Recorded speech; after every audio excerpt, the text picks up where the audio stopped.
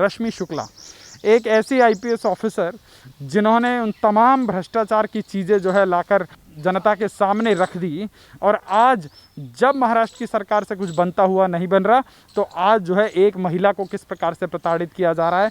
मुझे तो हैरानी इस बात पे है कि तमाम जो है नारीवाद की बात करने वाले, तमाम फेमिनिज्म का झंडा उठाने वाले, आज वो तमाम प्रियंका चतुर्वेदी जैसी नेता मुंह में राज्यसभा का लॉलीपॉप लेके बैठी हुई हैं और उनसे जो है उस ठाकरे परिवार के खिलाफ कुछ बोला नहीं जा रहा।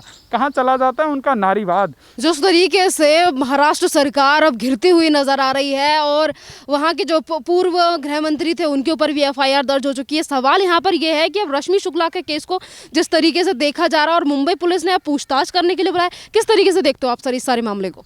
देखिए, सुशांत के मामले से लेकर आज की तारीख तक मुंबई की राजनीति में और मुंबई के जो डेस्परेट राजनेता हैं उनकी राजनीति और उनके डेस्परेट मूव्स को देखेंगी तो आपको समझ आएगा कि महाराष्ट्र की सरकार किस कदर भ्रष्टाचार में डूबी हुई है। जब तक महाराष्ट्र के अंदर जितने भी नौकरशाह हैं वो ठाकरे परिवार के इशारों पर नाचते रहेंगे, तब तक वो उनके लिए बहुत अच्छे रहेंगे, वो सुरक्षित रहेंगे। और जैसे ही उनके मन मुताबिक काम वो नहीं करेंगे, उनको पूरे के पूरे इकोसिस्टम में फंसा लिया जाएगा। अब उदाहरण के तौर पर परमवीर सिंह सुशांत सिंह राजपूत का केस हैंडल कर रहे थे और जैसे जैसे ठाकरे परिवार चाहता था वो उसी प्रकार से कर रहे थे। तो Paramvir Singh was a blue eyed boys of Thackeray family. और अब जैसे ही परमवीर सिंह ने उस वाजे की असलियत सबके सामने रखनी शुरू करी, वो सुप्रीम कोर्ट तक पहुंच गए और अब जो है परमवीर सिंह उनको जो है अपने गले की फांस बनते नज़र आ रहे हैं। शिवसेना के नेताओं ने अपने इकोसिस्टम के लोगों को जो है एक्टिवेट कर दिया है और आज परमवीर सिंह के ऊपर तमाम आरोप जो है लगा दिए जा रहे हैं। रश्मि शुक्ला एक ऐसी आईपीएस ऑफिसर जिन्होंने उन तमाम भ्रष्टाचार की चीज़ें जो है लाकर जनता के सामने रख दी, और आज जब महाराष्ट्र की सरकार से कुछ बनता हुआ नहीं बन रहा, तो आज जो है एक महिला को किस प्रकार से प्रताड़ित किया जा रहा है। मुझे तो हैरानी इस बात पे है कि तमाम जो है नारीवाद की बात करने वाले, तमाम फेमिनिज्म का झंडा उठाने वाले, आज वो तमाम प्रियंका चतुर्वेदी जैसी नेता मुंह में राज्यसभा का लॉलीपॉप लेके बैठी हुई हैं और उनसे जो है उस ठाकरे परिवार के खिलाफ कुछ बोला नहीं जा रहा। कहाँ चला जाता है उनका नारीवाद, कहाँ घुस जाती है उनकी जो है मानवीय संवेदनाएं कि आज एक महिला अधिकारी को किस प्रकार से प्रताड़ित करने के लिए उसके ऊपर एफआईआर पे एफआईआर किया जा रहा है। अरे भैया, तुमने ये सरकार बनाई थी किसको? नरेंद्र मोदी को नीचा दिखाने के लिए, या मराठी मानुस का जो है स्वाभिमान, सो कॉल्ड स्वाभिमान जिसकी तुम बात करते हो, उसको ऊंचा दिखाने के लिए? जब तुमसे मराठी अस्मिता जो वहाँ पे लाशें गिनी जा रही हैं, बोरों के अंदर एक एक चिताओं पे 8-8 लाश जलाई जा रही हैं, तुमसे वो नहीं संभल रहा और तुम ब्यूरोक्रेसी को संभालोगे? देखो, मुझे लगता है कि इस देश के नेताओं को एक बात समझ लेनी चाहिए। इस देश को जो है ब्यूरोक्रेट चलाते हैं और जो एक नेता होता है वो दिशा मात्र देता है, पर जब नेता ही दिशाहीन हो जाए तो वो कुछ नहीं दे सकता। तो महाराष्ट्र में यही हो रहा है। महाराष्ट्र के हुक्मरानों को ये सोच लेना चाहिए कि वो लोग 5 साल के लिए चुन के आते हैं, और वैसे भी कांग्रेस और एनसीपी की बैसाखी पे चल रही है लूड़ी लंगड़ी सरकार, ये अपने आप को ज़्यादा दिन का मेहमान तो नहीं समझे। और सरकार वो नहीं, नौकरशाह चला रहे हैं, और नौकरशाह को आप जिस प्रकार से घुमाने की कोशिश कर रहे हो ना, अगर वो आपके इशारों पर नहीं नाचे तो आप उनको जो है अंदर बंद कर दोगे। देखो, ये खेल बहुत दिनों तक चलने वाला नहीं है। महाराष्ट्र की जनता समझ रही है, पूरे देश की जनता समझ रही है। रश्मि शुक्ला की बात करें तो उनको मुंबई पुलिस की तरफ से समन भेजा जा रहा है, उनसे पूछताछ की जा रही है। जैसा कि अभी आपने जिक्र किया परमवीर सिंह को लेकर जिस तरीके के आरोप उन्हीं के डिपार्टमेंट के लोगों की तरफ से लगाए जा रहे हैं, नए पुलिस वाले निकलकर सामने आ रहे हैं और ये कह रहे हैं कि परमवीर सिंह ऐसा था, दिवाली के टाइम पे सोने की बिस्किट मांगता था। तो ये फिर आरोप पहले क्यों नहीं लगाए थे? जैसे ही परमवीर सिंह ने वहां के जो पूर्व गृह मंत्री रहे उनके ऊपर आरोप लगाया और जैसे ही परमवीर सिंह के जो सारी एलिगेशन लगाए गए थे उस पे ऊपर टिप्पणी की गई और एफआईआर दर्ज हो गई। अब तमाम तरीके की चीजें निकल कर आ रही हैं, परमवीर के सिंह खिलाफ भी निकल कर आ रही हैं। देखिए, ये महावसूली अघाड़ी जो सरकार है, ये उसकी मोडस ऑपरेंडी का यही तरीका है कि ऑफिसर्स के थ्रू जो है पैसे उठवाओ, जिसे कहते हैं ना कि हफ्ता उठाना।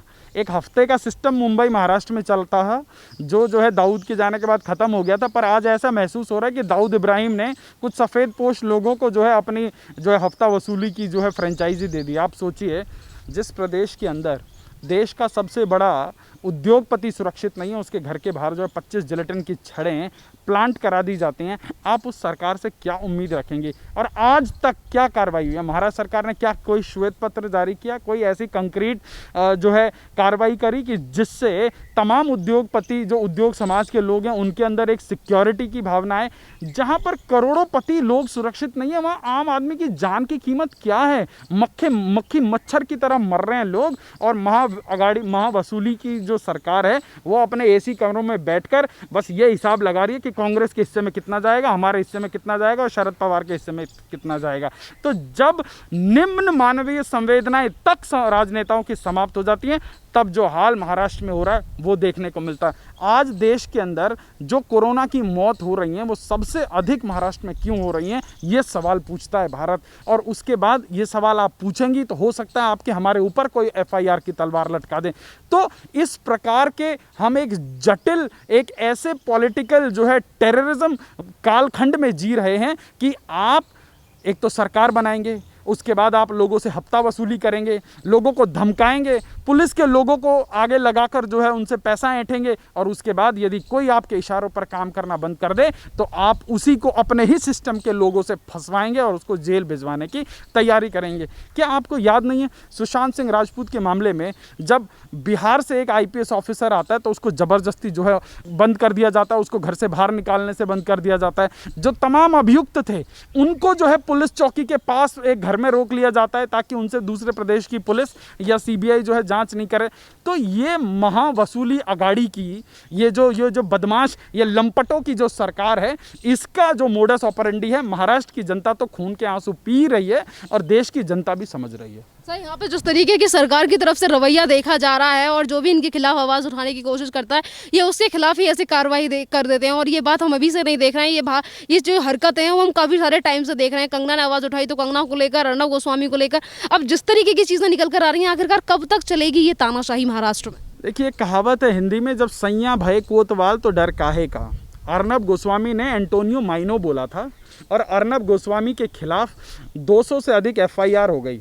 आज आपको आपके चैनल के माध्यम से मैं देश को बताना चाहता हूँ, एडिटर्स गिल्ड का एक जो है प्रेस नोट आया है और उसमें उत्तर प्रदेश के आदरणीय मुख्यमंत्री योगी आदित्यनाथ जी को अजय कुमार बिष्ट के नाम से संबोधित किया है। इन लोगों की नानी मर जाती है जब जो है अर्नब गोस्वामी के खिलाफ 200 से अधिक एफआईआर होते हैं, तब उसके बाद इनका एक भी प्रेस नहीं निकलता और इनकी हिम्मत नहीं होती है कि जो है महावसूली अगाड़ी की सरकार को एक सवाल उठाएं। और आज ये बेशरम लोग, ये लंपट लोग, ये नकारे लोग आज जो है, जो पिछली सरकार में सरकारी भत्तों पर जो है 5 सितारा नहीं 7 सितारा याशियाँ करने वाले ये एडिटर्स गिल्ड के लोग आज जो है उत्तर प्रदेश के मुख्यमंत्री को अजय कुमार बिष्ट के नाम से संबोधित कर रहे हैं। इनके अंदर एक बेसिक जो है शालीनता नहीं है। और जब अर्नब गोस्वामी ने उस नाम को, क्योंकि सोनिया गांधी ने जो है एफिडेविट में वो नाम दिया एंटोनियो माइनो, और जब उसके खिलाफ तमाम कार्रवाई हुई तब ये लोग नहीं बोले। तो आज कहीं ना कहीं ऐसा लगता है कि ये जो लुटियन के जो दलाल हैं, जो पिछली सरकारों में जो है एसी कमरों के अंदर बैठकर ये तय किया करते थे कि जो है किसको कौन सा मंत्रालय मिलेगा, आज देखिए वो दलाल क्या कर रहे हैं। आज उनको यहाँ तो कहीं नौकरी मिल नहीं रही है, तो वो दलाल लोग आज शमशानों के बाहर खड़े होकर बैठकर वहाँ जो है इस प्रकार की जो है रिपोर्टिंग कर रहे हैं। और मुझे दुख होता है कि उनके घर में ही अभी कोविड से जो है मौत हुई है।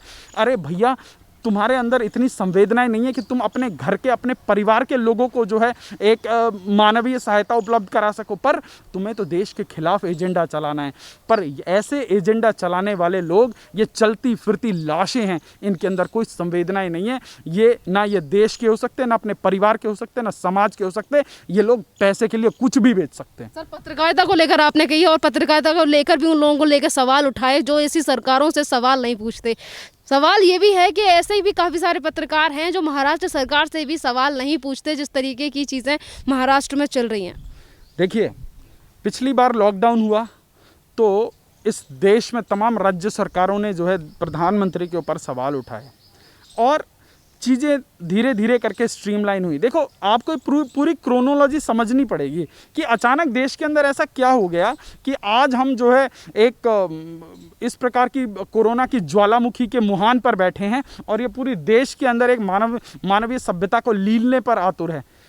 जब देश के अंदर 10-15 हज़ार केस आ रहे थे और तमाम राज्य ऐसे थे जहाँ पर एक भी जो है कोरोना की मौत नहीं हो रही थी, आप उठाइए खबर महाराष्ट्र से, आप खबर उठाइए पंजाब से, और आज की तारीख में देश में 52% से अधिक जो मौतें हो रही हैं, दिल्ली लगाए तमाम जो कांग्रेस शासित राज्य हैं, मैं खुले तौर पर आरोप लगा रहा हूं। क्यों? क्योंकि ये प्रैक्टिकल है। और राहुल गांधी रोज जो है मुंह खोलते तो गोबर कर रहे हैं।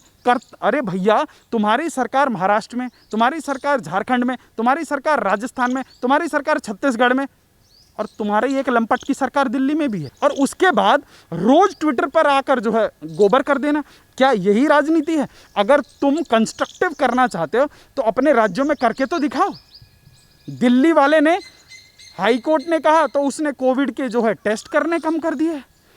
महाराष्ट्र के अंदर वहाँ पर ना बेड मिल रहे हैं, ना ऑक्सीजन मिल रही है, जनता अपने आत्मनिर्भर पे चल रही है। अरे भाई, और ये पत्रकार, मतलब अगर रिकवरी रेट अच्छा होगा तो राज्य सरकार की वाह वाह, और अगर जो है कोविड के केस ज़्यादा आएंगे तो जो है मोदी। भाई, ये कौन सी पत्रकारिता है? अरे कम से कम पत्रकारिता के नियम मत मानो, कम से कम एक बेसिक एटिकेट्स तो समझ लो, बेसिक कैलकुलेशन तो समझ लो। मतलब मीठा मीठा होगा, अच्छा अच्छा होगा तो वाह केजरीवाल। क्यों? केजरीवाल ने तुम लोगों को हड्डी डाल रखी है ना 800 करोड़ रुपए की। पिछले 3 महीने में वो आदमी 150 करोड़ से ऊपर का बजट दे चुका है। और मजे की बात सुनिए, केंद्र सरकार इंपोर्ट कर रही है जो है क्रायोजेनिक ऑक्सीजन टैंकर्स, और उसके बाद भाई साहब आ जाते हैं और उसके बाद फोटो खिंचवाने लग जाते हैं। आईटीबीपी, केंद्र सरकार के अंडर आईटीबीपी राधा स्वामी सत्संग ब्यास में जो है 1000 से अधिक बेड का जो है कोविड सेंटर बना रही है। केजरीवाल का योगदान क्या है? 0। और केजरीवाल वहाँ पहुँच जाता है फोटो खिंचाने के लिए। अरे भैया, केजरीवाल ने बोल दिया, मैंने तुम्हें दिल्ली वालों तुम्हें बिजली दे दी, पानी दे दी, और पानी के अंदर ऑक्सीजन की प्रचुर मात्रा होती है, दबा के ऑक्सीजन खींचो। यही केजरीवाल का गवर्नेंस सिस्टम है। दिल्ली की जनता समझ रही है, देश की जनता समझ रही है। आज इस महामारी में जहां पूरे देश को एक होना चाहिए था, एक साथ होके काम करना चाहिए था, आज जिस प्रकार का ये आरोप प्रत्यारोप हो रहा है और सभी संवेदनाएं तार तार की जा रही हैं, ये देश के लिए खतरनाक। धन्यवाद सर।